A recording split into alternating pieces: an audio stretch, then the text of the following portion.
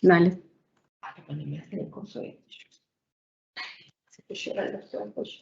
Bueno, buenos días a todos. Hoy tenemos el gusto de tener una reunión científica más de la Sociedad Uruguaya de Pediatría y tenemos un tema de mucho interés solicitado por muchos pediatras de todo el país. Frente a las preguntas que nos llegaron a la comisión directiva, frente a la pregunta de los padres en las consultas, nos pareció de rigor tener a 3 de nuestros representantes de la Sociedad Uruguaya de Pediatría, nuestros mayores expertos en este tema, que nos pudieran ayornar en el día de hoy con una actualización sobre el tema. Así que hoy vamos a hablar de miocarditis, virus y vacunas contra COVID-19. Le voy a dejar la palabra a la profesora Pires, que va a hacer la presentación de los conferencistas del día de hoy, además que ella es una de las conferencistas. Así, buenos días, doctora Pires, le dejo el lugar. Bueno, buenos días a todos. Gracias a la profesora Catalina Pincha y a la Sociedad Uruguaya de Pediatría por organizar esta actividad que para todos aquellos que estamos dedicados a la salud de la población son minutos valiosos para sacarnos dudas. Y bueno, en esta mesa yo les comentaba hoy al doctor Diego Abdala y a Mónica Pujadas que de verdad es un gusto poder participar con ellos y abrir la discusión, porque lo que pretendemos es tener preguntas y poder responder. La doctora Mónica Pujadas, como ustedes saben, es profesora agregada de pediatría, integra la Comisión Nacional Asesora de Vacunas, integra el Grupo Asesor Científico para el Gobierno Nacional para esta epidemia de COVID-19, es epidemióloga, pediatra e infectóloga. El doctor Diego Abdala es profesor adjunto de pediatría. Es cardiólogo pediatra, integra el Comité de Cardiología de la Sociedad Uruguaya de Pediatría, al igual que la doctora Mónica Pujadas es la secretaria de nuestro Comité de Infectología Pediátrica. Así que yo lo único que voy a hacer son unas reflexiones para empezar a pensar en el tema y mientras todos se van uniendo. Vieron que ahí en esta primera diapositiva elegí poner, además de, bueno, de este título tan desafiante que nos pusieron, como miocarditis, los virus y las vacunas. Elegí poner unas imágenes de resonancias nucleares magnéticas con esas formas de verlas en colores o no colores, y todos estamos como familiarizados en estos últimos tiempos a hablar de miocarditis. Y por eso es que es un tema que en otra época no sería de atracción para todos nosotros, pero este año sí. Y bueno, y hay avances en el diagnóstico como eso que elegí para poner ahí. Y esta razón, ¿por qué la miocarditis, la pediatría, la infectología, la cardiología, los niños y los adolescentes? Sabemos nosotros que la miocarditis es una complicación de las infecciones virales, bacterianas y parasitarias de la pediatría de toda la vida. Las vacunas, como van a ver, previenen miocarditis por enfermedades infecciosas, o sea que eso hay que traerlo de vuelta a nuestra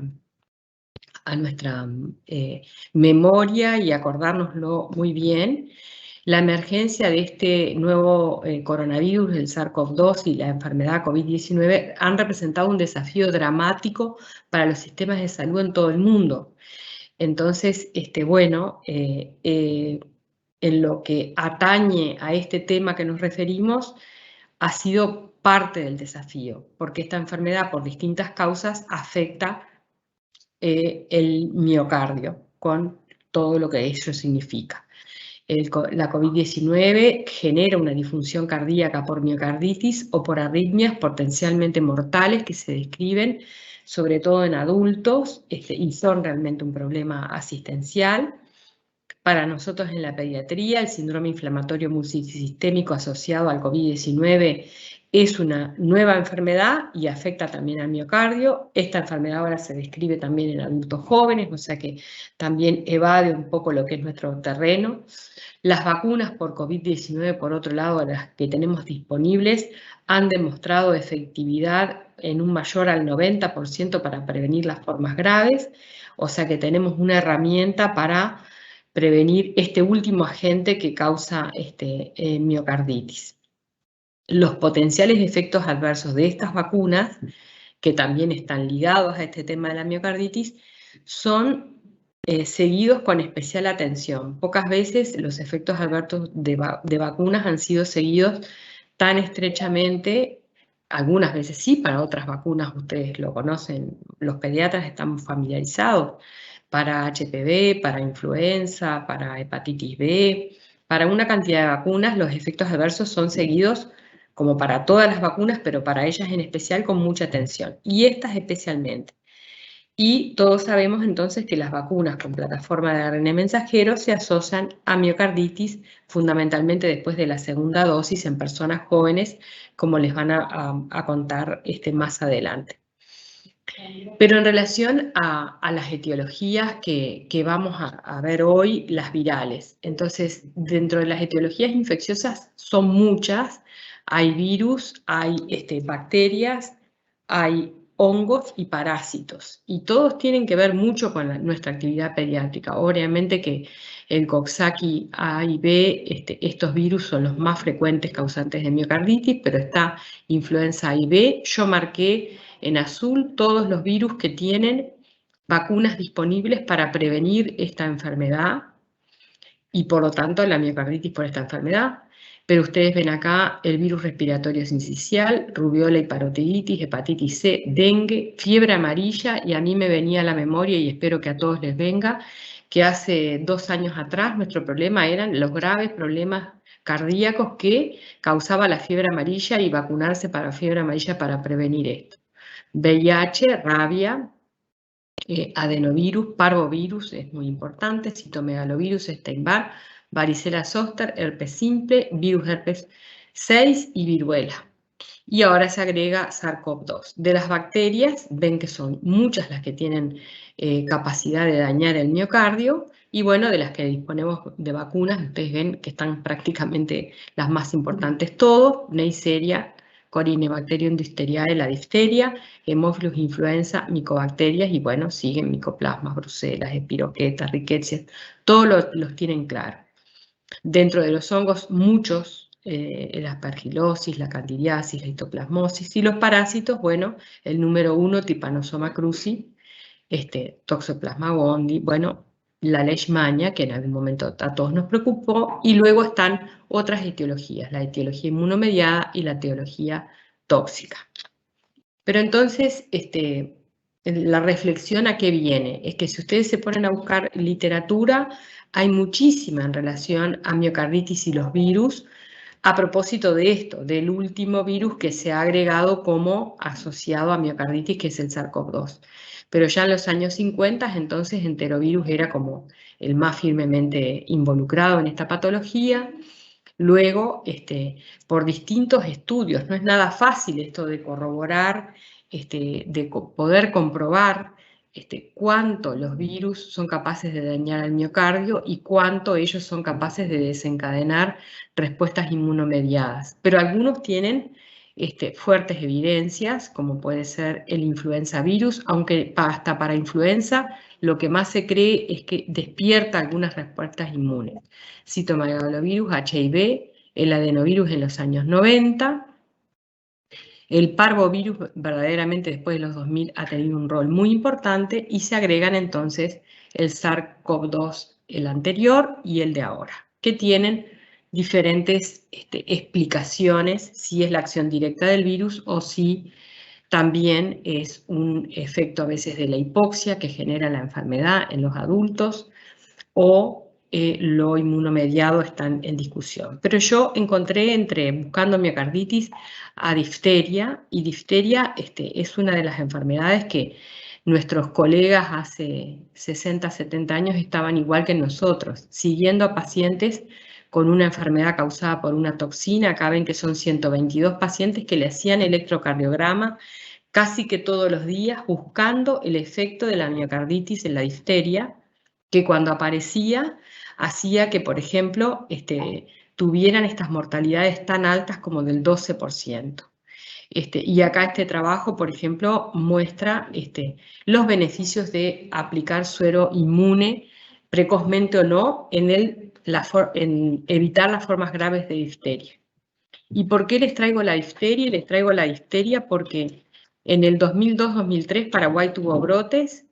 Entre 2014 y 2021 Haití sigue con brotes de difteria, con 79 fallecidos. Hay casos reportados en los últimos años en Venezuela, en Brasil, en República Dominicana. O sea que esto que nosotros ponemos antes de que las vacunas disponibles previenen miocarditis, sí, independiente de que ahora estamos centrados en este tema del nuevo coronavirus. Seguramente el doctor Abdala les va a hablar de esto que yo lo puse como pediatras, que tenemos que estar bien seguros cuando, digamos, un paciente tiene miocarditis, bueno, cumplir con los criterios que todos conocen, que para nuestro país generalmente es sin biopsia, ¿no? Hay criterios que tienen biopsia, nosotros en general es excepcional que se hagan y a eso se referirá el doctor Abdala. Entonces los virus que nosotros tenemos como que causan miocarditis pueden ser virus que son cardiotropos, como los adenovirus y los enterovirus, que su propia virulencia dañan el cardiomiocito y ese es el problema. Unos son vasculotrópicos, como el parvovirus, eso se ha demostrado muy bien. El virus puede quedar en forma, con una carga viral baja, y bueno, con o sin inflamación, y eso generar una alteración cardíaca o no, o tener una carga viral muy alta y generar una miocarditis severa. Acá hablamos de los tratamientos, que no es el punto ahora. Hay otros que son linfotrópicos, es decir, que viajan en los glóbulos blancos, como son citomegalovirus Epstein-Barr y el parvovirus 6, y estos también pueden causar inflamación teniendo una carga viral baja o cuando infectan con cargas virales muy altas el propio miocardio. Los cardiotóxicos son clásicamente hepatitis C, HIV e influenza, o sea que son enfermedades que en la prevención está evitar que haya una inflamación cardíaca durante la viremia por la virulencia de estos virus que son cardiotóxicos. Y después están los coronavirus con su especial característica de que se fijan a receptor que está en los endotelios y en el corazón propiamente dicho. Y durante la viremia, por invasión directa de las células, es una de las hipótesis, hay muchos modelos animales que se están estudiando, o por los problemas severos que tiene la enfermedad en todos los endotelios del cuerpo, genera esta afección.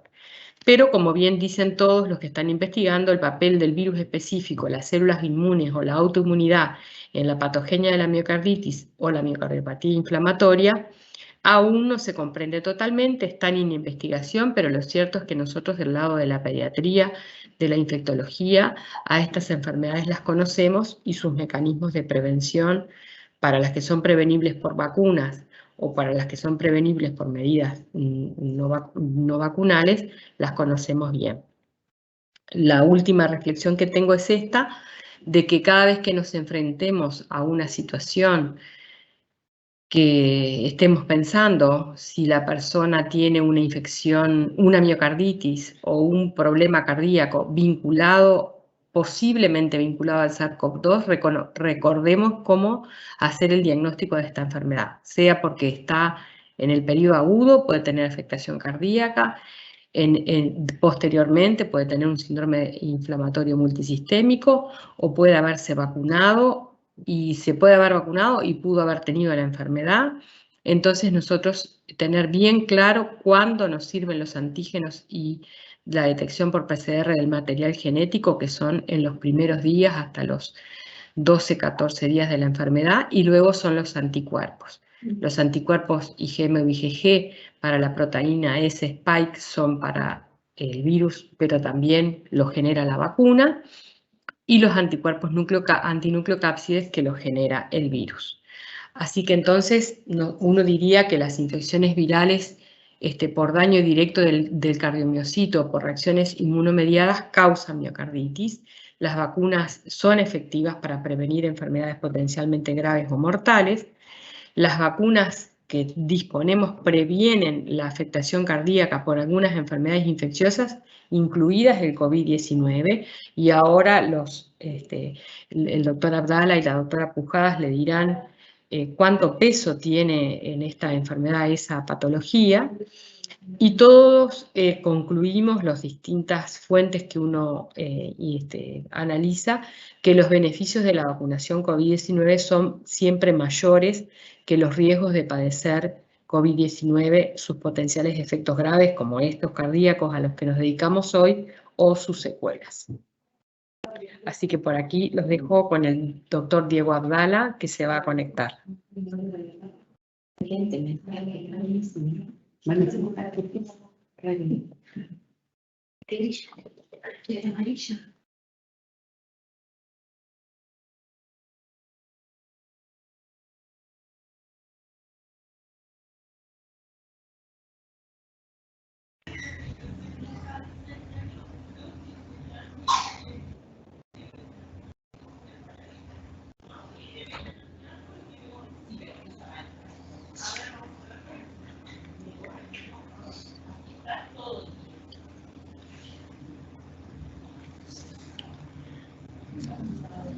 Buen día, muchas gracias por la invitación. No sé si se escucha porque yo no estoy en la Sociedad de Pediatría.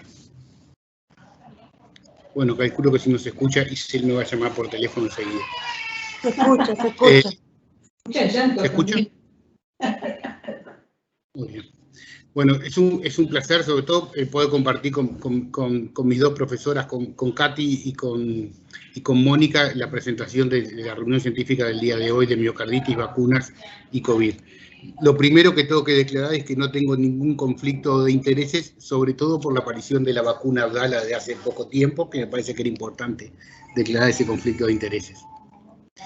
Esto es una breve presentación sobre los casos de COVID en el mundo, que llevamos, ya seguramente Mónica va a hablar posteriormente, más de 216 millones de casos, que solo han afectado al 2 al 5% de los niños, con más de 4,5 millones de personas muertas. En Uruguay llevamos al día de hoy 384.700 personas, con 6.029 casos de fallecidos. La pandemia del COVID, como ahora vamos a analizar, y sobre todo el tema de hoy, la alteración a nivel miocárdica, tanto por la enfermedad, por el virus directamente, como por la vacunación, también ha cambiado mucho de las costumbres y los modos de presentación de los niños, con el aumento de la obesidad, con el aumento de las horas de tecnología, con el aumento de la soledad, con el aumento de los miedos.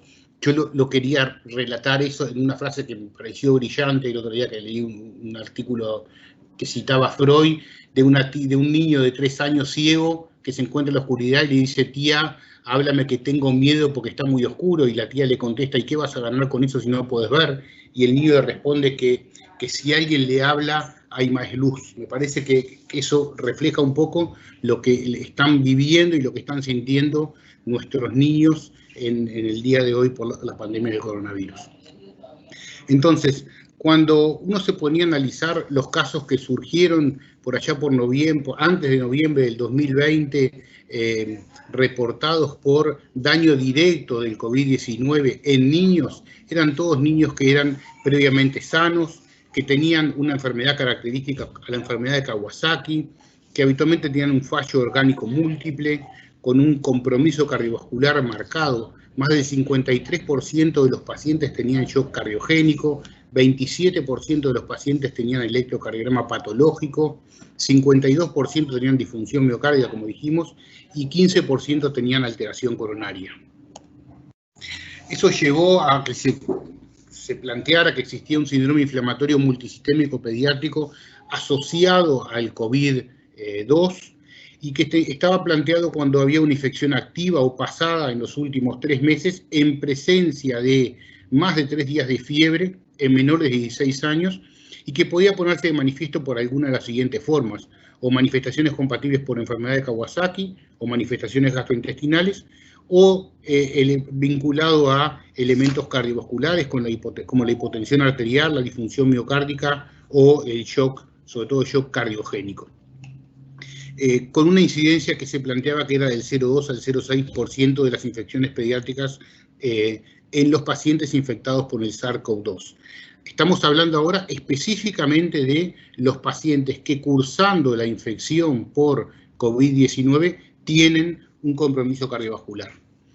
En el estudio reportado por el doctor González en Madrid, en el relevo de las unidades pediátricas que atendieron a los pacientes internados en cuidados intensivos pediátricos que tenían COVID-19, que encontraron que 34% de los pacientes, o sea, un número muy alto, 34% de los pacientes ingresados en las unidades de cuidados intensivos pediátricos en España presentaban signos de algún tipo de compromiso cardiovascular.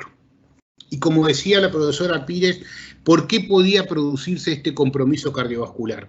Bueno, lo primero es un daño miocárdico directo del virus ingresando al cardiomiocito utilizando el receptor ACE2. Ese es el principal mecanismo por el que se produce el daño miocárdico a nivel cardiovascular.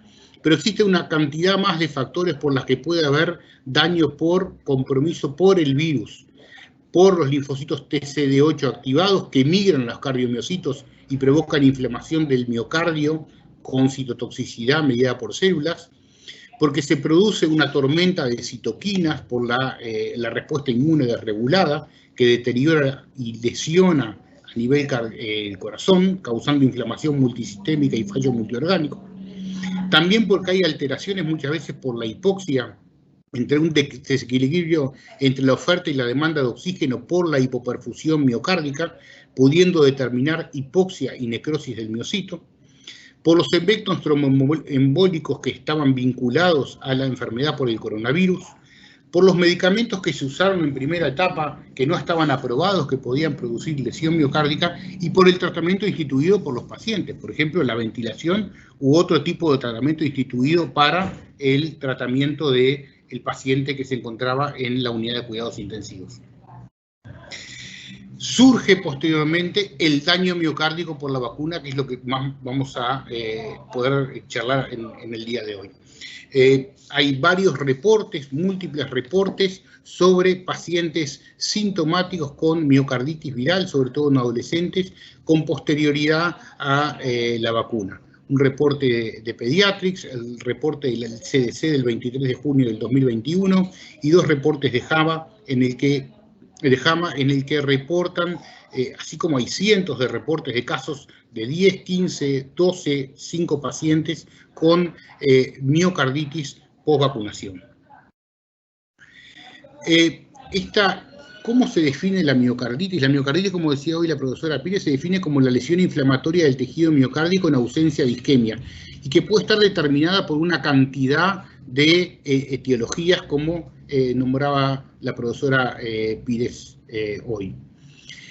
¿Qué antecedente tenemos vacunal? Bueno, tenemos un antecedente de la vacuna de la viruela viva atenuada, que existen casos reportados aislados. ¿Y por qué tenemos ese antecedente? Porque en el año 2002 se vacunaron aproximadamente 2 millones de militares norteamericanos ante la amenaza supuesta de un daño, de un terrorismo biológico con la vacuna de la viruela, y se encontró que se reportaron aproximadamente 16 casos cada 100.000 personas vacunadas. Se vacunaron alrededor de 2 millones de militares norteamericanos, encontrándose 16 casos cada 100.000 vacunados, una tasa 7.5 veces más alta de la reportada actualmente.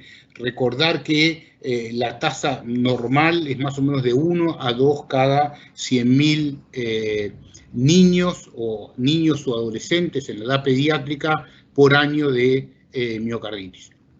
Cuando se fue a ver el número de casos de miocarditis postvacunal, sobre todo con la vacuna ARN, como ahora vamos a ver, el reporte era de alrededor de 22 casos cada 100.000 vacunados.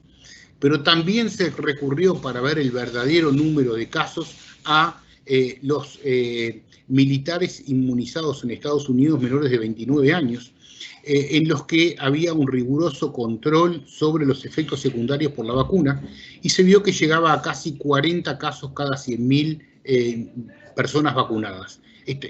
Se pensó que, o se piensa, o el trabajo plantea de que casi el doble del número de vacunados cada 100.000 habitantes, personas que presentan una miocarditis, es sobre todo a que hubo un estricto control en el reporte de los casos no deseados a la vacunación. Es así que este trabajo me lo pasó la doctora Mónica Pujada, como ustedes pueden ver, es del 30 de agosto, en verdad es un llamado a revisión de pares para la definición adecuada de casos y pautas para la recopilación de datos, análisis y presentación de datos de seguridad en la inmunización para el diagnóstico de miocarditis y pericarditis. O sea, la cantidad de trabajos y de evidencia que está saliendo a diario es abrumadora.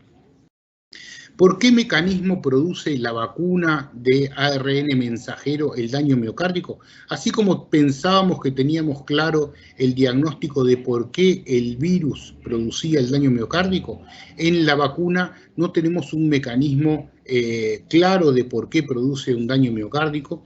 Se piensa que puede ser un mecanismo inmunomediado, pero no existe un mecanismo específico, un mecanismo claro, por el cual estas vacunas con ARN mensajero podrían provocar miocarditis. ¿Y cómo es la población de los pacientes que presentan miocarditis post-vacunación? Bueno, habitualmente la clínica, la edad media de presentación son los 15 años de edad.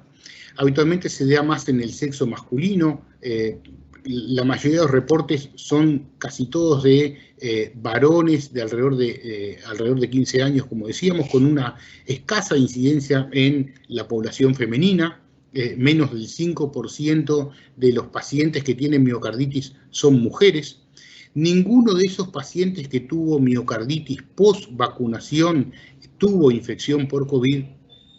La gran mayoría de los pacientes se presentó luego de la segunda dosis de la vacunación, más del 90%, o sea, hubo alrededor de un 10% de los pacientes en los que se presentó luego de la primera dosis, y ahora vamos a ver que posteriormente que una de las recomendaciones puede ser espaciar un poco el intervalo para la administración de la segunda dosis cuando la miocarditis se produce luego de la primera dosis de vacunación. ¿Y cuándo empezaron los síntomas? Bueno, los síntomas empezaron alrededor de los 3 días, una media de los 3 días, entre 1 y 6 días con posterioridad a la vacunación. ¿Cuál fue la clínica de esos pacientes? La gran mayoría de los pacientes se presentaron con un dolor torácico típico, un dolor torácico opresivo, retroesternal, muchas veces irradiado hacia cuello, compresión o disconfort torácico. Algunos pacientes tenían palpitaciones, algunos pacientes tenían síncopes, o sea, pérdida del tono postural con pérdida de conocimiento.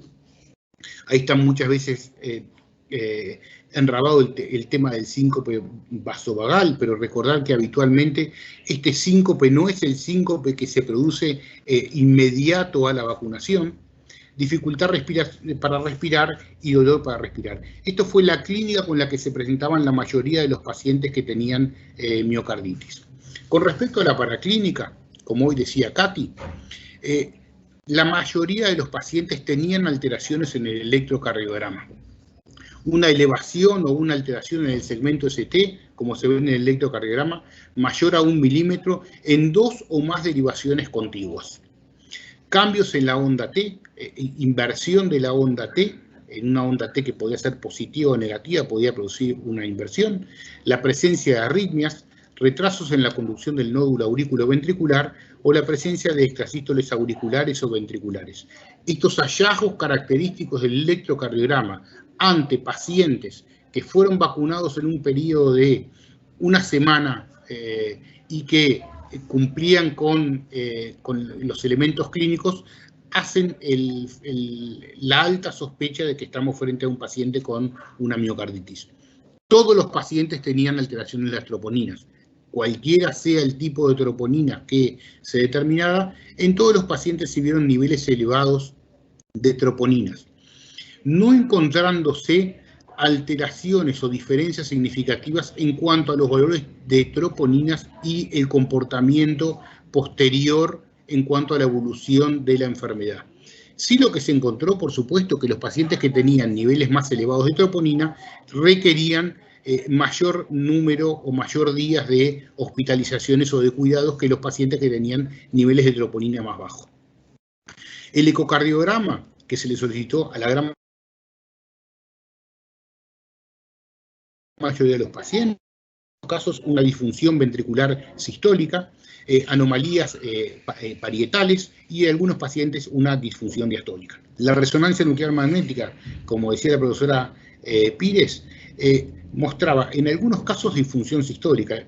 Recordar que es un muy buen marcador para ver cómo es la función sistólica, tanto del ventrículo izquierdo como del ventrículo derecho, y hallazgos compatibles con miocarditis, como puede ser marcadores de inflamación, captación tardía de gadolinio, y en muchos pacientes que ya había pasado la enfermedad, la presencia de cicatrices.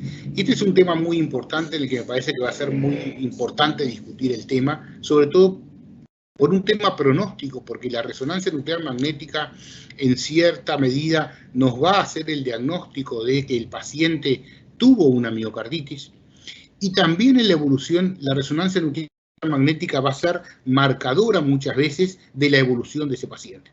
Entonces, esto es una enfermedad relativamente nueva, y el uso de la resonancia nuclear magnética seguramente en estos pacientes en los que tuvieron miocarditis post-COVID, en la evolución se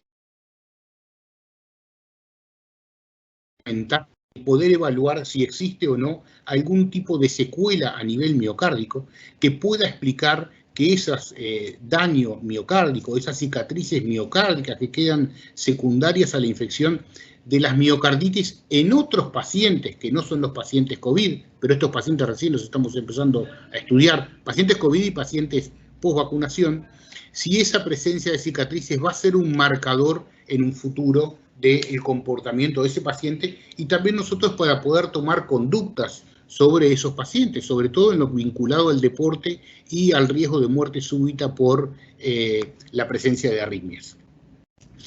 En la mayoría de los pacientes el tratamiento instituido fue aspirina, en algunos casos el uso de metilprednisolona y inmunoglobulina, el uso de aspirina que se mantuvo en la mayoría de los casos hasta una desaparición total de los síntomas y hasta que los valores de laboratorio, como eran las troponinas, volvieran a valores totalmente normales. Con respecto a la evolución, estos pacientes tenían una corta estadía hospitalaria. Hasta el día de ayer no se habían reportado muertes en pacientes post vacunación de COVID. Habitualmente tienen un curso benigno, y la pregunta es, ¿tienen un curso benigno? ¿Cuál va a ser el comportamiento a futuro? ¿Cuál va a ser el comportamiento de estos pacientes a largo plazo? ¿Qué le vamos a decir a estos pacientes con respecto al deporte? ¿Van a poder hacer deporte? ¿Cuándo se van a poder reintegrar al deporte? Lo que dicen las guías es que el paciente, mientras que tenga síntomas, mientras que tenga los reactantes elevados, ese paciente, o una disfunción, ese paciente no se va a poder presentar a hacer deportes de manera competitiva.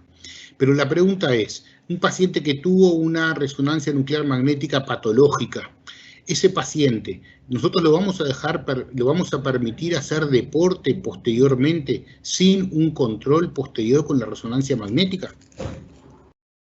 Este es el caso que yo reportaba, que es un reporte del día de ayer de Nueva Zelanda, en que reporta el primer caso de muerte de una mujer que no dice la edad con posterioridad a la vacuna de COVID-19. Es para tomar con pinzas, porque es una nota de prensa en el que habla la primera ministra de Nueva Zelanda, que no digo que sea seria, pero digo, es una nota de prensa en la que reporta el primer fallecimiento por secundario a la vacuna del COVID-19.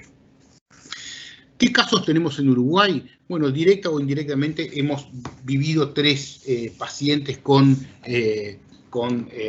miocarditis postvacunal, los que se han presentado. Un caso que, el caso de la miopericarditis, un paciente del interior, no lo vivimos directamente. Los 4 pacientes eran menores de 18 años. Los 4 pacientes se presentaron con dolor. Los 4 pacientes no, los 3 pacientes de Montevideo que se presentaron a nivel de instituciones de asistencia médico colectiva se presentaron como un dolor torácico típico, con un lapso entre 1 a 4 días post vacunación en segunda dosis. Eran todos pacientes de sexo masculino. En todos los pacientes el electrocardiograma mostraba una clara sobreelevación del intervalo ST. Todos los pacientes tenían troponinas elevadas. Troponinas elevadas que descendieron en la evolución. Alguno de esos pacientes llegó a irse de alta a su domicilio con troponinas en descenso, no con troponinas en cero. Y 3 de los pacientes en los que se hizo resonancia nuclear magnética mostraban elementos de miocarditis, mostraban elementos de inflamación, mostraban elementos de captación tardía con gadolinio. Y acá nuevamente el tema de la resonancia, que como sabemos es un estudio que se encuentra por fuera de las PIAs, entonces muchas veces las instituciones dicen que no lo cubren y tiene que ser la familia el que lo cubre. De estos 3 pacientes que se pidió la resonancia, en un paciente, en una institución de asistencia médica colectiva, fue la institución la que se hizo cargo del pago de la resonancia nuclear magnética, algo que me parece que es bien lógico, pero me parece que no es el tema para discutir ahora. Ninguno de estos 4 pacientes falleció, y lo mismo con respecto al curso benigno, el pronóstico a largo plazo o los deportes.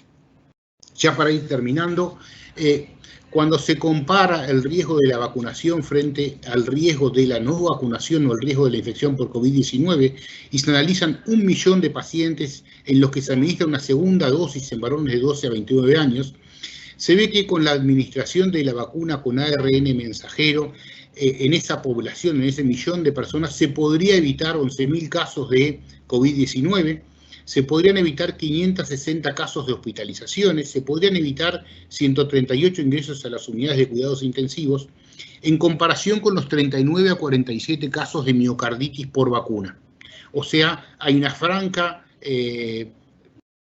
o desnivel de la balanza a favor de la vacunación frente a la no vacunación con el riesgo de la infección por COVID-19. Sobre todo cuando vemos que a nivel de otros países, como hablará la doctora Mónica Pujadas posteriormente, que en verdad es un atrevimiento que yo me ponga a hablar de eso, se ve un corrimiento hacia las poblaciones etarias más pequeñas.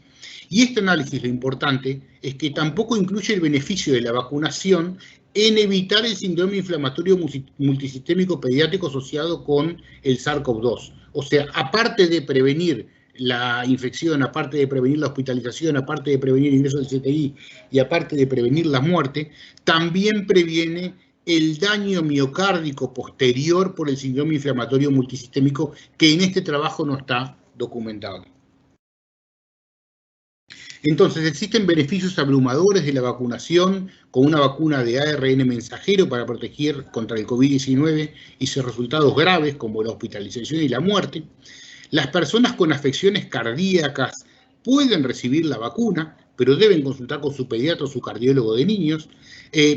Y estos son los pacientes que las podrían recibir: la enfermedad cardíaca inflamatoria reciente, inclusive miocarditis o pericarditis en los últimos 6 meses, la fiebre reumática, personas con miocardiopatía dilatada, personas con cardiopatías congénitas complejas, con ventrículos únicos, transposición de grandes vasos, personas que están cursando insuficiencia cardíaca o que tienen insuficiencia cardíaca congénita, insuficiencia cardíaca descompensada, congestiva descompensada, o pacientes que incluso se encuentren como receptores de trasplante cardíaco. En estos pacientes estaría indicado la vacunación para prevenir el COVID-19. Entonces, la infección por SARS-CoV-2 es una causa clara de lesión cardíaca grave en muchos pacientes. El mecanismo puede ser la infección directa o una respuesta mediada o inmunomediada o una combinación de efectos directos e indirectos. La prevalencia de lesiones cardíacas puede llegar en algunos estudios hasta 60% de los pacientes gravemente enfermos. Como vimos hoy, casi el 35-40% de los pacientes que ingresaron en las unidades de cuidados intensivos españoles tenían compromiso cardiovascular. Y este estudio que me parece que es fundamental, cuando se evaluaron cerca de 2.000 deportistas de alta competencia en Estados Unidos con resonancia nuclear magnética, pacientes atletas que habían tenido infección por COVID, muchos de esos pacientes tenían evidencia de daño miocárdico que había pasado desapercibido. Entonces, dado esto, dado que las vacunas con COVID-19 son notablemente efectivas para prevenir la infección, cualquier riesgo de evento adverso raro, como la miocarditis después de la vacunación, debe sobrepesarse cuidadosamente con el beneficio sustancial de la vacunación. O sea, a vacunarse. Y en estos nombres yo quiero también como poner, porque todos tenemos alguno de estos nombres de estos 6.000 uruguayos que fallecieron por la pandemia del COVID-19, que esperemos esté cesando. Muchas gracias.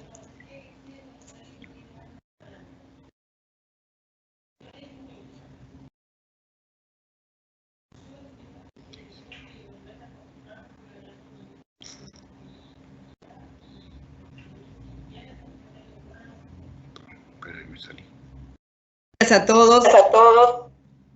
Buenos días, muchas gracias por poder compartir con ustedes esta reunión y realmente agradecer muy especialmente a la profesora Pires y al doctor Diego Abdala por su brillante exposición, que estamos trabajando codo a codo desde el Comité de Infectología y el Comité de Cardiología de la Sociedad Uruguaya de Pediatría, justamente en estos temas, tratando de tener día a día todas las evidencias que vienen surgiendo y también de comunicar las experiencias, porque estamos convencidos de que es fundamental despejar dudas, poder informarnos, poder compartir esta información para seguir trabajando en pos de la vacunación de nuestros niños y adolescentes en general y de COVID en particular en los adolescentes. O sea que sin más vueltas vamos a pasar en esta última parte en la que simplemente vamos a resumir brevemente desde la salud pública una mirada de por qué, cómo venimos con la situación de COVID, tanto en el mundo como en nuestro país, por qué seguimos insistiendo en la importancia de la vacunación, cómo fue que se tomó la decisión de la vacunación a adolescentes, cuáles fueron los argumentos, cuáles son los objetivos y terminar entonces con estas reflexiones reafirmando lo que ya vienen sosteniendo entonces los otros expositores acerca de el amplio beneficio de la vacunación frente al riesgo y cómo manejarnos también con ese riesgo.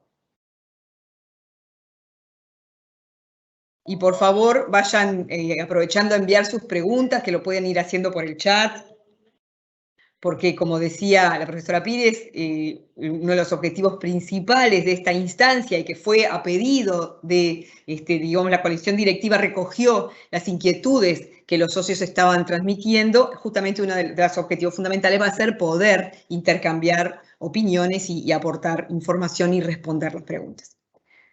Entonces, brevemente, ¿qué pasa con COVID en el mundo, en Uruguay? ¿Qué pasa con COVID en niños y adolescentes? Lo hemos hablado muchas veces a través de estas instancias, pero es importante ver dónde estamos parados ahora, porque tiene mucho que ver con el poder avanzar con la vacunación. Y finalmente, entonces, vamos a reflexionar cuáles fueron las bases para la decisión, por qué siguen siendo tan vigentes esas bases y las reflexiones finales.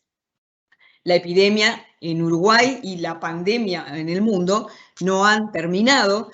Fíjense, esta es un poco en los últimos reportes que hace OMS en su página, que acá ustedes pueden consultar. Ya llevamos desde que se comenzó la pandemia declarada el 11 de marzo de 2020, más de 211 millones de personas infectadas y con más de 4,4 millones de personas fallecidas. Esta es un poquito la distribución y fíjense lo que pasa en nuestra región. En amarillo tenemos la región de las Américas, el cursor este está un poco loco, pero creo que lo logré dominar. Ahí tenemos entonces cómo permanentemente en el mundo han seguido evolucionado en olas, ¿verdad? Con descensos, pero luego ascensos. Como todos sabemos, y no vamos a detallarlo, la globalización hace que mientras haya casos en algún sector del planeta, todo el resto esté expuesto, dada la rápida transmisión que puede tener este virus y en especial sus variantes. Acá, para que tengamos un pantallazo más claro, tenemos un poquito, esto fue los casos reportados en la semana del 16 al 22 de agosto de este año. Fíjense, sin detallar los números, que es muy engorroso, pero con los colores ustedes tienen el panorama, cuanto más oscuros, más casos por 100.000 habitantes, y fíjense cómo está nuestra región, cómo está en particular dentro de la región nuestro vecino Argentina, cómo está Estados Unidos, en los que hay mucha gente que en estos momentos está viajando, etcétera. O sea que la pandemia está muy vigente y por tanto los cuidados deben seguirse manteniendo y por supuesto que la herramienta de la vacunación seguirle avanzando. Acá tenemos, para que tengamos un pantallazo también, cómo es la situación con la emergencia de la variante Delta, que como ustedes saben, dentro de las variantes de preocupación, sean llamadas así porque son variantes que pueden tener propiedades de diseminarse más rápido, de dar incluso casos más severos, de desplazarse a las edades, etcétera. Esto es un poquito como a partir de, básicamente de marzo, abril, empezó entonces a diseminarse en el mundo esta variante Delta y que actualmente está generando una preocupación en todo el mundo. También saben que tenemos casos en Uruguay. ¿Y cómo es la situación en nuestro país? Clásicamente, de lo que se viene analizando de la epidemia, la podemos dividir como en 3 etapas. Todos sabemos que empezó el 13 de marzo del año pasado, hasta diciembre, básicamente a través de una estrategia muy intensa de lo que era el testeo, rastreo y aislamiento de los casos, se mantuvo la epidemia bajo control, con brotes esporádicos, fundamentalmente asociados a situaciones relacionadas con la frontera. Después, a partir de diciembre y hasta fines de mayo del 2021, todos sabemos que vivimos esa transmisión comunitaria intensa, sostenida en todo el país, que fue acompañando lo que pasaba en la región, ¿verdad? Que fueron también, obviamente, muy vinculantes con lo que nos pasó en Uruguay, en especial con lo que fue la cepa P1, llamada ahora Gamma. Y luego, a partir, y básicamente como vamos a ver, gracias a lo que fueron las medidas, sobre todo la vacunación, se logró comenzar a partir de junio de 2021 un desacople entre la intensidad de lo que eran esas interacciones humanas, la tasa de contagios y una trayectoria de la epidemia hacia una zona de mayor control sin que haya finalizado. Simplemente para compartir con ustedes, este es el último informe epidemiológico publicado en la página del Ministerio de Salud Pública, es del 19 de agosto, y ahí se reportaban que desde el 13 de marzo al 19 de agosto se registraban 380.584 casos acumulados en el país, un total de contagios, ¿verdad? De ellos, 96 de cada 100 pudieron manejarse en forma ambulatoria y 4 de ellos requirieron algún tipo de cuidado hospitalario, 3 en cuidados moderados y 1 cada 100 ingresó a CTI. Y el 98% de los casos confirmados se consideran recuperados a la fecha, pero como todos sabemos, y sobre todo en esa segunda etapa, vivimos una elevada mortalidad y letalidad que globalmente en el análisis de este informe se refiere que es de 1,57% la letalidad y 170 por 100.000 habitantes la mortalidad. Para que tengamos en cuenta cómo ha sido la evolución de la curva epidémica y la introducción de lo que fueron las variantes, acá tenemos, como todos sabemos, allí básicamente en el verano fue que ingresó la variante Gamma o P1 y ahora ya más recientemente se han detectado en el mes de julio, a partir del mes de julio en adelante, estas otras variantes, en especial la Delta, es la que estamos todos muy expectantes. Por el momento no se refiere a una transmisión comunitaria intensa de la cepa Delta, pero o sea, han sido casos en general vinculados a casos que han viajado, de personas que han venido del exterior, pero que se sigue muy de cerca. Y esto es lo que nos permite afirmar que efectivamente en nuestro país las vacunas están mostrando efectividad para el control de la epidemia. Acá, a partir del día 95 de vacunación, es que se comienza a detectar una inflexión de la curva de contagios con un franco, digamos, tendencia descendente en comparación con lo que es la curva de cobertura vacunal en aumento. Básicamente, entonces, esto se ha seguido manteniendo. Este dato era hasta el 27 de junio. Actualmente ha seguido profundizándose, digamos, esa inflexión y esa diferencia en cuanto al aumento de cobertura y la disminución de la tasa de contagios. Ustedes saben que ya Uruguay actualmente cuenta con más del 70% de la población objetivo ya con 2 dosis de vacuna. Ahora, ¿qué ha pasado con los menores de 15 años o las personas jóvenes que inicialmente, como ustedes saben, al principio de la pandemia realmente se veían que se afectaban poco? Sin embargo, en el reporte del 19 de agosto del Ministerio de Salud Pública, los menores de 15 años en nuestro país hasta esa fecha eran un porcentaje de 14,6% del total de casos acumulados a la fecha. Y si vemos acá, los adultos jóvenes de 15 a 24 años andan alrededor de un 18%.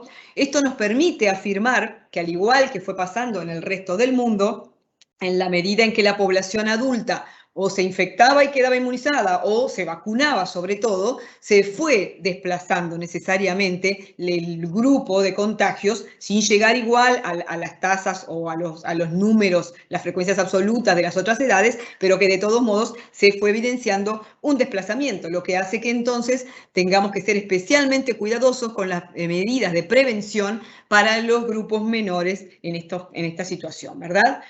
Simplemente para también completar el análisis de la situación epidemiológica, esto ha sido la evolución del número reproductivo que nos permite medir la capacidad que tiene este virus para contagiar, para que otras personas adquieran la infección, que idealmente debe estar por debajo de 1 para que la tasa de reproductibilidad de la epidemia sea baja. Y bueno, estamos ya, nosotros venimos últimamente con una tasa de reproducción por debajo del 1, lo que nos permite ser muy optimistas, pero repetimos, todavía no podemos decir que haya terminado la epidemia en Uruguay.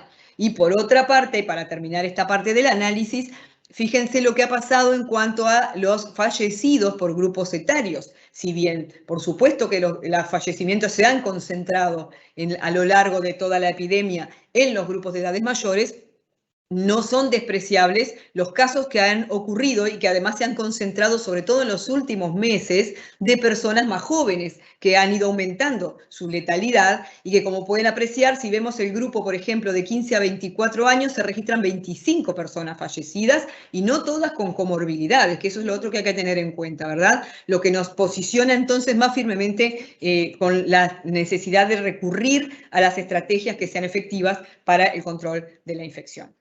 Brevemente repasando lo que ya hemos hablado en otras ocasiones, pero que consideramos que es bueno recordarlo, ¿qué pasa con COVID en niños y adolescentes? Sobre todo en adolescentes, bueno, ya muchísimos reportes en el mundo refieren esto de cómo fue cambiando esta distribución por edades, aumentando en forma progresiva la tasa de casos positivos en adolescentes en comparación con los niños menores, con la aparición y permanencia luego de lo que ha sido el síndrome inflamatorio multisistémico en niños.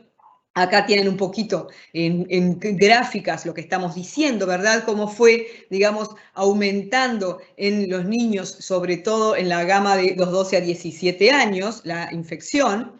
Fíjense los reportes de Europa, esto es un reporte al 1 de junio, que fue un poquito lo que también basó la decisión en Europa de recomendar la vacuna a adolescentes, mostraba cómo las tasas de notificación de casos entre adolescentes en la mayoría de los países europeos se encontraban entre las más altas reportadas, en niveles similares a ese otro grupo de 18 a 24 años, y como además notaban una proporción creciente semanal que también generó una alerta, ¿verdad? si bien en general la mayoría de los adolescentes con COVID tenían síntomas leves y bajo riesgo de muerte, se fue viendo en la evolución que este riesgo aumentaba, que además también aumentó la proporción de adolescentes con problemas respiratorios, que una tercera parte de los pacientes pediátricos hospitalizados experimentaban una enfermedad grave, a veces asociada a comorbilidad, pero no siempre, no necesariamente, ¿verdad? Y que en general hubo una diferencia ampliamente significativa cuando se comparaban la enfermedad crítica, dándose mucho mayor en proporción en los adolescentes y con el aumento de la edad, en forma proporcional con el aumento de la edad. También se pudo identificar, como bien señalaba la profesora Pires y el doctor Abdala, como las secuelas postagudas se fueron identificando y realmente a veces durando muchos meses, ¿verdad?, que necesariamente llevaron a discapacidades, a trastornos en lo que es la vida habitual, en lo que es el poder realizar deportes, deterioros incluso cognitivo, asociación con enfermedades neurológicas y una lista que sigue, lo que posiciona a el SARS-CoV-2 como un virus que realmente puede generar enfermedad con amplia severidad y una amplia gama de presentación, ¿verdad? Básicamente, revisando más reportes, ustedes saben que el síndrome inflamatorio multisistémico pediátrico inicialmente se consideraba como muy poco frecuente, pero luego se fue viendo, si bien sigue siendo, no es una frecuencia ampliamente elevada, pero no era tan bajo como se podía evidenciar en los primeros reportes. Y algo en lo que estamos trabajando firmemente es en que ya hay bastantes evidencias de cómo afecta el que se llama el llamado long COVID, justamente la presentación de casos de COVID persistente, que se define como el mantenimiento de síntomas de 4 a 12 semanas luego del episodio agudo, o de long COVID, que es cuando, habiendo habido una mejoría, reaparecen nuevos síntomas o persistencia de síntomas luego de las 12 semanas, y que esto está generando, digamos, estrategias que se necesitan en cuanto a la atención y seguimiento de estos pacientes, que pueden ser de muchos meses y con gran repercusión, como decíamos. Simplemente para reafirmar un poco lo que ya nos decía el doctor Abdala, son realmente importantes y para tener en cuenta la proporción de niños y adolescentes que han ido requiriendo en el correr de la epidemia más hospitalización, ¿verdad? Y en general también hay que tener en cuenta que si bien muchos de estos adolescentes que terminan internados o que terminan en un centro de terapia intensiva son pacientes con comorbilidades, según algunas series como estas que reportan los CDC, más del 30% de los niños que terminan en un CTI eran previamente sanos y por lo tanto también hay que considerar que este virus entonces puede afectar a todos. ¿Cómo tenemos que considerar las herramientas? Todos ya sabemos cuáles son los objetivos de una vacuna contra COVID, que como hemos señalado ya, realmente ha sido una de las principales herramientas en el combate para la epidemia y que fueron de un desarrollo realmente asombroso, que pudiéramos, una gran cosa que se pudiera disponer rápidamente en lo que es la evolución de una pandemia de estas vacunas. Y los objetivos básicamente siguen siendo los mismos y en este contexto también consideramos los objetivos de la vacuna para adolescentes, son reducir la mortalidad generada por esta infección, reducir la morbilidad, pero también, y esto es inédito, mitigar el impacto social y socioeconómico negativo que apareja, digamos, la transmisión del SARS-CoV-2. Simplemente para que tengamos en cuenta cuando hablamos de grupos objetivos de la vacunación, que en pediatría se siguen manteniendo que estos son los grupos con comorbilidades, ¿verdad? Recuerden que esto se fue también describiendo a lo largo de la pandemia. Inicialmente había alguna incertidumbre al respecto, pero esto ahora es también demostrado que cualquiera de estos grupos tiene mayor probabilidad de, si se infecta con SARS-CoV-2, tener una enfermedad más severa. Y entonces, ¿cuáles fueron, digamos, los argumentos y por qué consideramos que es importante vacunar a los adolescentes? Brevemente, en primer lugar, como veníamos señalando, es porque, a diferencia de lo que pasa con los niños más pequeños, los adolescentes pueden infectarse más frecuente, cursar una enfermedad que puede ser leve, pero que también puede ser severa, como veíamos.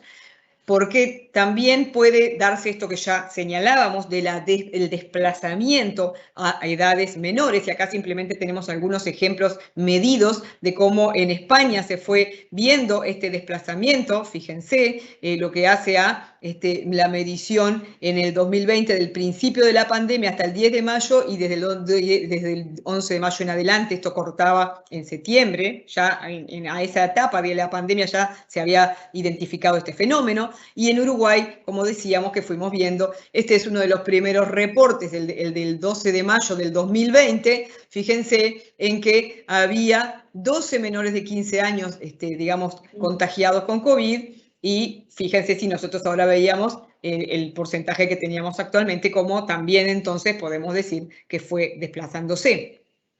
También el otro gran argumento que, digamos, lo hemos señalado, pero es importante considerarlo, es porque la dinámica de la transmisión del virus a estas edades muestra que se comportan igual que en los adultos jóvenes, pudiendo contagiarse ellos y también contagiar en la comunidad, con muchísimos estudios que han demostrado y que también han demostrado cómo va variando en forma progresiva la probabilidad de contagio a medida que aumenta la edad.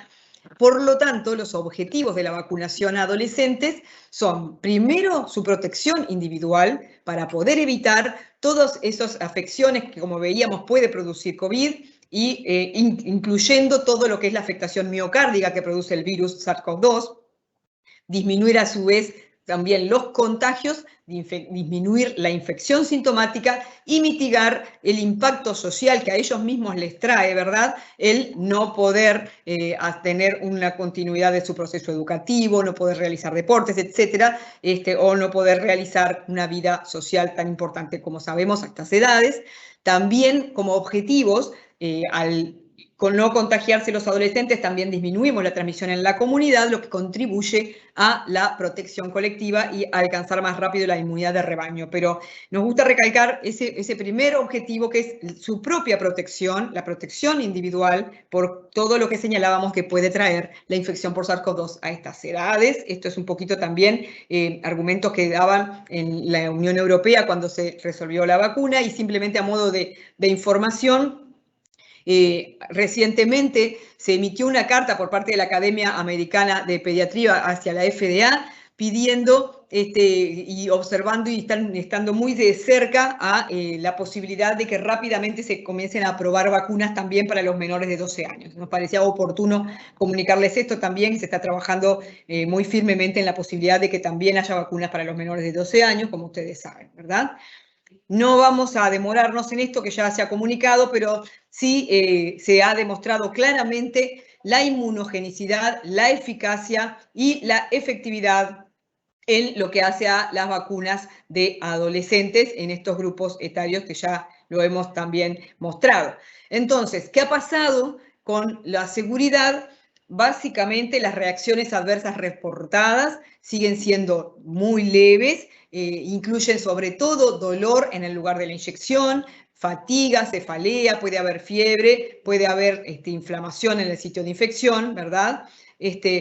Lo que habla de que la mayoría siguen siendo manifestaciones leves y moderadas. Habitualmente se producen hasta 72 horas después de la vacunación, y pueden, para las vacunas, sobre todo la vacuna de Pfizer, que es la que mayormente ha sido aprobada para adolescentes por el momento y que es la que damos en nuestro país, es un poco más frecuente la situación de efectos adversos leves en la segunda dosis.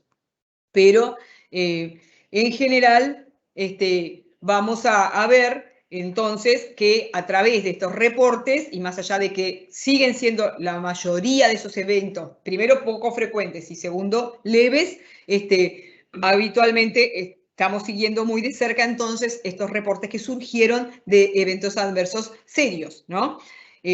Antes de pasar entonces a comentar lo de las miocarditis, recordemos que la única contraindicación existente para la vacuna de Pfizer es una alergia grave a una dosis previa de la misma vacuna o a algún componente. Esto ha sido una pregunta que se ha realizado recurrentemente y por eso queríamos señalarlo.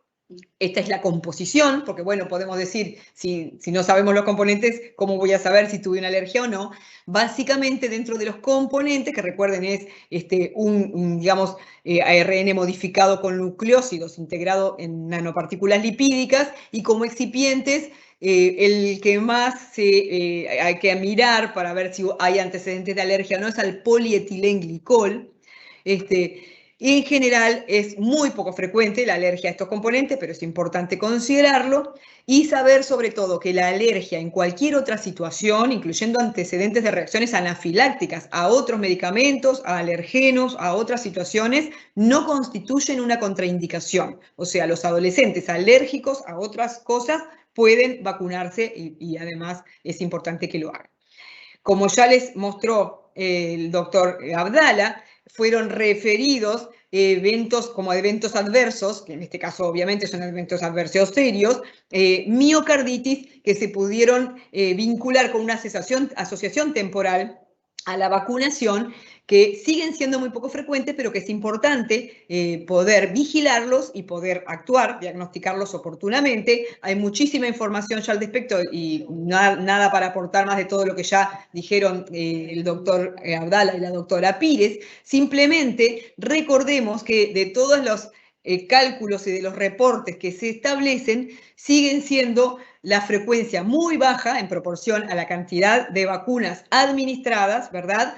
Y siempre mucho menos, digamos, es el número de efectos adversos vinculados. O sea, todo lo que haga a una miocarditis vinculada a la vacuna va a ser siempre mucho menos que la miocarditis vinculada a la infección por el SARS-CoV-2 y sus complicaciones. Y eso es el mensaje, ¿verdad? Recientemente los CDC han actualizado las recomendaciones de qué hacer, digamos, cómo estar atentos luego de recibir una vacuna de ARN, en este caso ellos dan también Moderna, que está aprobada para adolescentes, nosotros solo damos Pfizer por el momento, y lo que siguen señalando estos centros es esto que venimos afirmando, que se han notificado casos que son poco frecuentes en proporción a los millones de personas que vienen recibiendo las vacunas, que debe seguirse recomendando la vacunación contra COVID y que lo que sí es importante, además de conocer claramente esta información y de saber que los beneficios conocidos y potenciales de la vacunación superan ampliamente los riesgos conocidos y potenciales, digamos, de lo que puede ser, o incluyendo el riesgo de miocarditis, es importante que como pediatras estemos atentos y sepamos qué recomendar a nuestros pacientes cuando se vacunan, ¿verdad? Y esto es un poco que les queda a ustedes ahí el sitio para fijarse bueno, cómo instruir a los pacientes de qué elementos tienen que vigilar luego de vacunarse y obviamente ante cualquier dolor o situación de dificultad respiratoria deben consultar en forma inmediata, ¿verdad? Luego de vacunados. Y de todos modos, volvemos a insistir, porque esto es bien importante, como decía la profesora Pires, la miocarditis es una vieja conocida y los virus y bacterias y otras, digamos, agentes que dan esta situación también son bien conocidos, pero recordemos que además, desde el inicio de la pandemia ya se identificaba al SARS-CoV-2 como un gran causante de daño miocárdico y en una proporción, como ustedes pueden ver ahí, muchísimo mayor a la que puede eventualmente asociarse a una vacunación. Y que sobre todo, además, la evolución y las secuelas o incluso el fallecimiento de que se da con la miocarditis o las pericarditis asociadas al SARS-CoV-2 no tienen comparación con lo que son las evoluciones habitualmente benignas de las miocarditis postvacunales. Simplemente para dejarles algunas otras informaciones recientes, sobre todo para que puedan tener la cita y para que no digan que después no nos actualizamos. Fíjense que esta salió ayer, lo mismo que la que mostrábamos con Abdala. Acá hay una actualización de qué ha pasado con el síndrome multisistémico inflamatorio en niños, o un poco resumiendo, como les decía, ha ido en aumento también su identificación y es un cuadro que puede ser muy grave y que entonces también a través de la vacunación estaremos previniendo la aparición del síndrome inflamatorio multisistémico en niños y adolescentes. Y bueno, y acá básicamente para que todos manejemos las mismas definiciones de cómo diagnosticamos una miocarditis, porque esto es importante, y para lo que es la vigilancia que se hace, digamos, de lo que son los efectos adversos, tener en cuenta también entonces estas definiciones, ¿verdad? Acá también les dejamos el documento que se elaboró desde la Comisión Asesora, básicamente la Unidad de Inmunizaciones, para tener en cuenta la vacunación contra adolescentes y el proceso. Y a modo de información, y ustedes lo habrán escuchado a todos, la doctora Fernández el 10 de agosto comunicó el análisis que viene haciendo el Ministerio de Salud Pública de los reportes de efectos adversos supuestamente atribuibles a vacunación e inmunización, el SAVI, que reportaban en ese caso 9, esto era el 10 de agosto, ¿verdad? 9 casos de SAVI graves, ¿verdad? Que recuerden que para catalogarlo de grave a un efecto adverso es porque requirió internación o porque generó complicaciones, ni que hablar obviamente si hubo fallecimiento, que no fue el caso acá, de vacunas COVID en Uruguay no ha habido ningún, digamos, fallecimiento asociado a vacuna. Y en este caso se reportaban, la mayoría de esos se sabe, de esos 9 eran trombosis venosa. Esto estamos hablando de SAVIs en general a todas las edades, ¿verdad? Y dentro de esos SAVIs se reportaban 2 casos de miocarditis en adolescentes, uno de 12 y uno de 14 años, que ya están ambos de alta, ¿verdad? Luego de esa fecha, y por eso cuando informaba el doctor Abdala les decía 4, luego de esa fecha hubo 2 situaciones más de miocarditis probablemente asociada a vacunas que se están analizando, pero que sí son vinculantes, digamos, y que también su evolución fue favorable, ¿verdad? Lo que hace que con esos cálculos nos permitan afirmar que en Uruguay estaríamos viendo casos de miocarditis postvacunal, 4,7 casos por millón de dosis administradas, lo que claramente hace una amplia diferencia a lo que sí se podría ver de miocarditis por la infección, que era mucho mayor, como ustedes veían. Por lo tanto, recordemos que para poder avanzar, para poder seguir confiando en las vacunas y para poder tener toda esta información, es fundamental que podamos estar atentos a la notificación de efectos adversos. Y recordemos notificar cualquier evento adverso, no solo lo que nosotros pensemos que puede ser severo, sino que todos los efectos adversos es bueno notificarlos. Se puede notificar de las mismas personas, usuarios o desde lo que es como trabajadores de salud. Ahí tienen los sitios del ministerio donde se pueden hacer, es bien sencillo, ¿verdad? Y va a permitir seguir monitorizando y ayudando a que confiemos en las vacunas. Para terminar, recordemos que los condicionantes del éxito de una vacunación son muchos. Por supuesto, su capacidad de ser efectivas, inmunogénicas, eficaces, pero también de que sean seguras, pero sobre todo de que sean aceptadas y que la población adhiera a esa vacunación.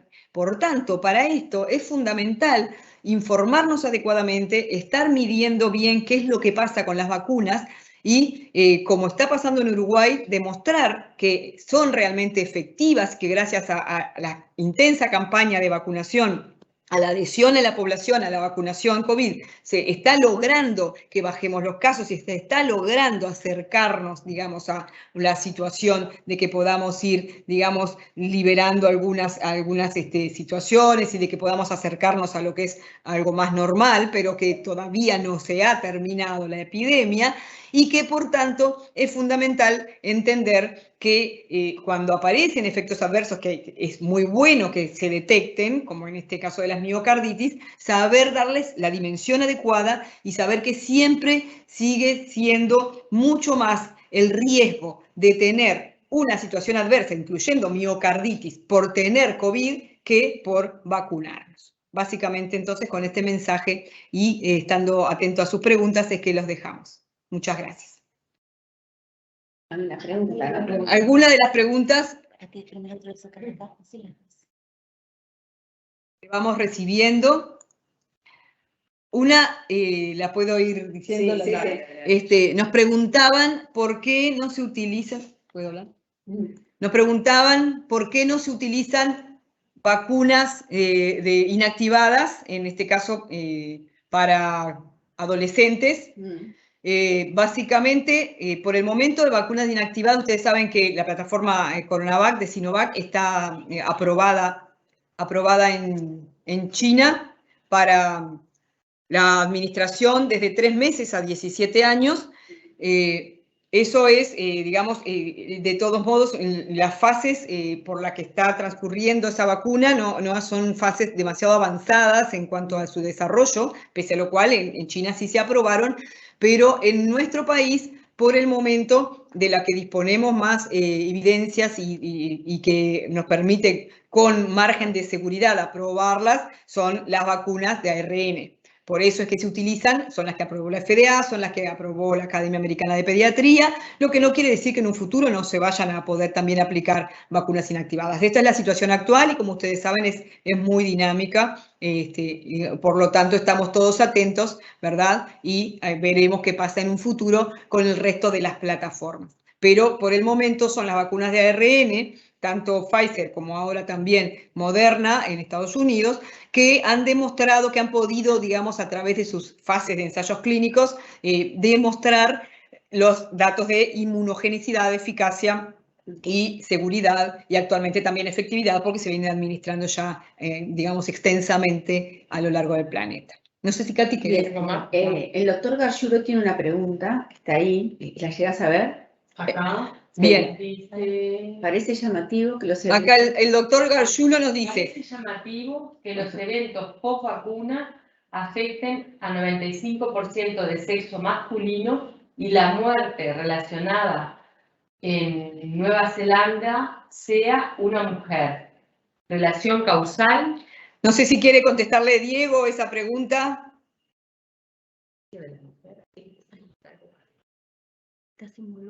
La muerte se mata.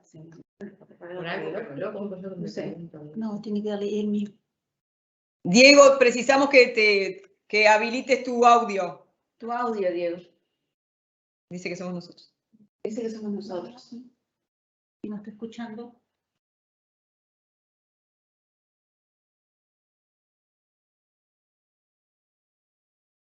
Permitir, dice ahí.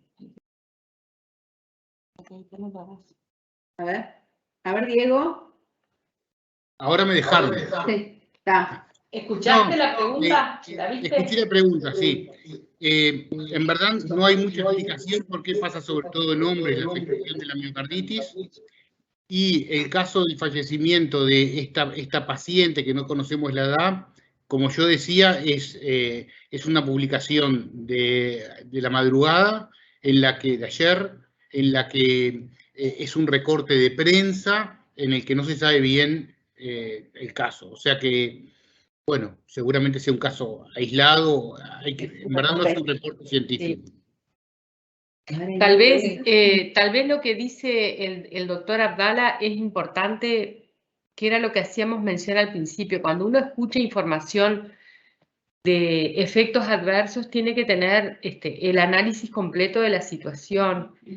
Recuerden que cuando empezamos la campaña de vacunación por allá por marzo y nos tocaba vacunar a las personas mayores, en este caso no eran adolescentes, sino a los muy mayores, que íbamos a ir a todos los hogares donde están las personas mayores a vacunar, había salido un reporte de Noruega del fallecimiento de personas mayores post vacuna.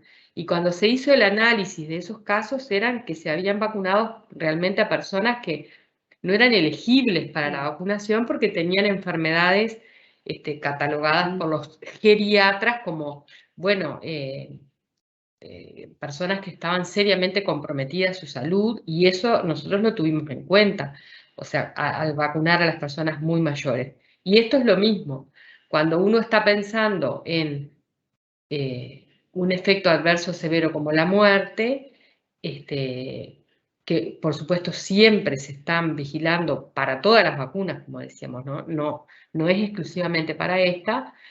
Creo que lo de este reporte merece eso. Primero saber si se refiere a algo cardiovascular o tromboembólico, como ha pasado en otras circunstancias, o es una circunstancia en que después el país aclarará. En el caso de Noruega, esos casos después los aclararon.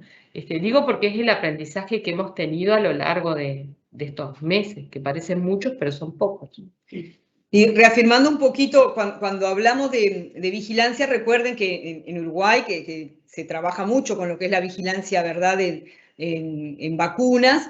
El Ministerio tiene una comisión especialmente dedicada a analizar todos los casos de reacciones adversas vinculadas a vacunas, en este caso a vacunas COVID específicamente, y que para poder asignar un rol, o más allá de una asociación temporal, ¿verdad?, de que realmente una vacuna pueda causar un efecto adverso, se tienen que cumplir varios requisitos, ¿verdad? Y eso es lo que se analiza.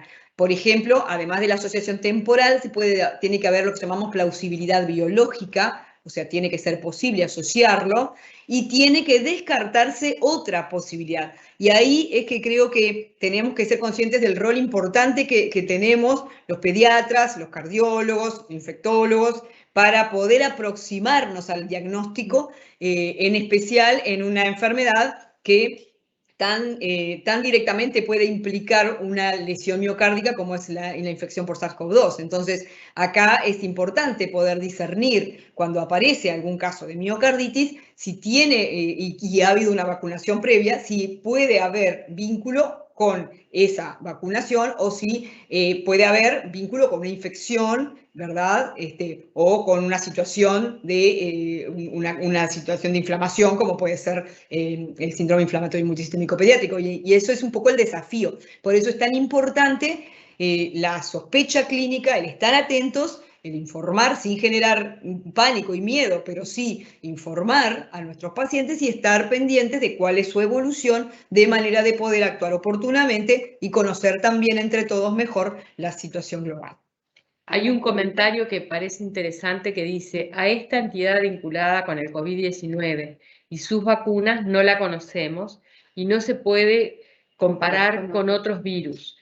Claro que compararlo con otros virus no, porque verdaderamente este virus es bien diferente a los que conocemos bien, como puede ser el virus de influenza, como puede ser el VRS y su afectación cardíaca. Esas afectaciones cardíacas las conocemos como limitadas, pero bueno, como otros virus tienen cosas complejas, como pueden ser citomegalovirus o lo que fuera, lo que es cierto es que este virus, COVID-19, podrá pasar a ser después, como les mostramos con la difteria, en algún momento fue un gran problema, y luego el control de la enfermedad hace que uno conozca esta patología. Pero definitivamente, como les decía Nabdala y como les decía la doctora Pujadas, es bien claro que este virus, por su tropismo con el endotelio, deja algunas secuelas que otros virus no dejaban, o sea que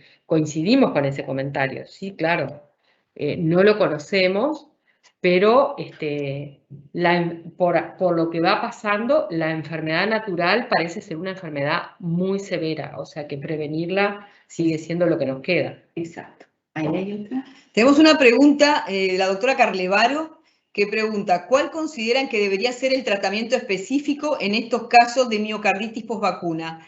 ¿Debe finalizarse una vez normalizadas las cifras de troponinas? En caso de afectación visible en resonancia, ¿debe mantenerse alguna dosis hasta normalización de la resonancia? En caso de resonancia de control con permanencia de afectación y realce tardío, ¿cómo debemos seguir? Gracias, muy buena actividad nos pone después de todo ese chorrete de preguntas, que se las vamos a pasar al doctor Abdala para que... Con cariño. Bueno, Lía, muy buena la pregunta. Yo cuando planteaba lo de la resonancia, me enfrentaba al problema que tenemos en nuestro medio de que la resonancia muchas instituciones no la cubren, que se le traslada a los pacientes el costo de la resonancia, entonces que en muchos pacientes no tenemos resonancia para hacer el diagnóstico y en muchos pacientes no tenemos el diagnóstico de resonancia en la evolución para ver cómo fue la evolución, a ver si seguía habiendo elementos de compromiso cardiovascular, sobre todo captación tardía con gadolíneo. Lo que dicen los trabajos es que en verdad el tratamiento con aspirina continúa hasta que el paciente no tiene síntomas y la paraclínica es normal. O sea que la resonancia se considera como dentro de la paraclínica. Si bien los pacientes que tuvieron COVID, esa población que yo hablaba hoy, que pacientes atletas que habían tenido enfermedad por COVID-19 y que habían sido asintomáticos y que en un grupo de 1000 y pico de pacientes se le había hecho resonancia y en 1% tenían elementos por la resonancia de captación con el gadolinio, en esos pacientes no se dejó tratamiento con aspirina. No sé si se contesta, Lía, la pregunta. Pero en principio, dejar la aspirina mientras que existan síntomas, dejar la aspirina mientras que tengamos alteración paraclínica. Si bien los pacientes que tuvieron COVID asintomático y en que se encontró alteraciones en la resonancia magnética, no se les puso posteriormente aspirina. Y también, como otro punto, también estaban algunos temas como las inmunoglobulinas, que, bueno, que algunos reportes la ponen como el empleo de inmunoglobulina en los casos graves de miocarditis. No sé si quedó claro la contestación. Sí, bárbaro. Muchas gracias, Diego. Tenemos una pregunta más que se la voy a pasar a la doctora Pujadas, porque tenemos información a entender de una de las personas que está en la audiencia. Es muy poco serio señalar que la vacuna provoca miocarditis en jóvenes sanos, cuyo resultado final desconocemos. Y hablemos de los beneficios abrumadores en un grupo etario con las bajas cifras de hospitalización y complicaciones en este grupo etario en nuestro medio. ¿Cuántos adolescentes tuvieron formas graves o se murieron o cuántos tuvieron sin C con afectación cardíaca? Así que les respondemos los datos que tenemos. Agradecemos mucho esta pregunta porque en realidad nos permite recordar a toda la audiencia que estamos insistiendo mucho también en la importancia de notificar los síndromes inflamatorios multisistémicos pediátricos para que podamos efectivamente tener un número claro, dado que hasta ahora no era una enfermedad de notificación obligatoria, sí el SARS-CoV-2, pero no, digamos, sus complicaciones, y entonces es importante poder conocer más detalladamente la frecuencia de todas estas situaciones. Más allá de eso, dado que trabajamos todos en red, tanto con cardiólogos como los neumólogos, como los infectólogos, como los pediatras en general, hemos podido analizar que ya llevamos al menos 40 casos de síndrome inflamatorio pediátrico multisistémico asociado a COVID en nuestro país y que además han habido bastantes otras situaciones de miocarditis, digamos, sin ser el síndrome inflamatorio multisistémico, así como también identificamos un aumento en los casos de enfermedad de Kawasaki. O sea que hay amplia evidencia del daño que puede producir esta infección, siempre con los números bajos que tenemos en Uruguay, pero que aún así ha impactado. En respecto a la mortalidad, tanto en niños menores de 15 años como en la franja de 15 a 24 lo mostramos en la presentación. Y como ustedes pudieron ver, no es despreciable, ¿verdad? En proporción a lo que es esa población clásicamente sana. Y recordemos finalmente que los objetivos de la vacuna, a diferencia de lo que pueden ser otras situaciones, implica un objetivo mucho más amplio, que es el también poder controlar todo ese efecto que produce la infección, la epidemia de SARS-CoV-2 en los adolescentes, incluyendo todo el trastorno que se vincula a la interrupción de sus procesos educativos, sociales y deportivos. O sea que tenemos que tener una visión más amplia cuando vemos los objetivos de la vacuna COVID para adolescentes en particular. Una reflexión a propósito de esta pregunta, y ya lo dejo a Diego. Lo que ocurrió en Uruguay con el MICE, que en el año 2020 no tuvimos casos, pero que después de la gran ola que ocurrió entre el mes de abril y junio y mayo, digamos, empezamos a tener un aumento exponencial de los casos, porque esos 40 casos ocurrieron todos muy juntos. Y también vamos a asistir a lo que está pasando ahora. Si la epidemia, la ola desciende, no va a haber más casos, o sea, o van a reducirse los casos. Y ahí uno tiene que pensar cuáles son las razones. Habrá razones de las herramientas no farmacológicas que todos usamos para prevenir la enfermedad, nuestra responsabilidad con la que actúan una buena cantidad de uruguayos, otros no, pero también la vacunación. Entonces, también luego ese punto lo tenemos que tener en cuenta. Sí, los casos esperamos que desaparezcan, y es porque hicimos acciones. No sé, Diego, ¿qué querías agregar sobre eso? Sí, yo quería hacer una puntualización cortita. Dos estudios que yo mostré sobre la incidencia de miocarditis post-vacunación de 22 cada 100.000, pero cuando se estudia una población rigurosamente, el doble de los pacientes tienen miocarditis. O sea, pasa casi a 44 cada 100.000 habitantes. Y segundo, el interrogatorio de 2 de estos 4 pacientes que tuvieron miocarditis, que tuve el gusto de poderlos interrogar.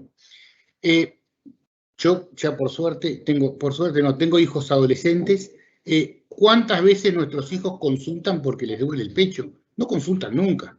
Entonces, cuando uno se ponía a ver estos pacientes que habían consultado, que yo interrogué a 2, los pacientes cuando fueron a la consulta, ya el dolor había pasado.